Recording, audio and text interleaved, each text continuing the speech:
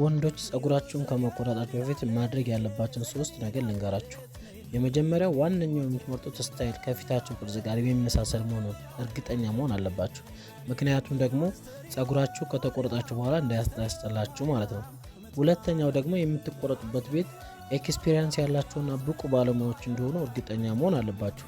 ሶስተኛው ደግሞ ንጽህናውን የጠበቀ እንዲሁም ጥሩ ከስተመር ሰርቪስ ያሉበት መሆኑና እርግጠኛ ሆናችሁ ተቆረጡ።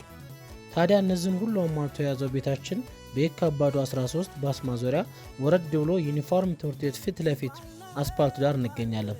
ታዲያ እነዚህን ማድረግ ከፈለጋችሁ ቀድማችሁ ደግሞ ወረፋ መያዝ ከፈለጋችሁ እላው ላይ ባለው ስልክ ይደውሉልን። ለሁሉም የወንዶች ስታይል ፊሊ የወንዶች ውበት ሳሎን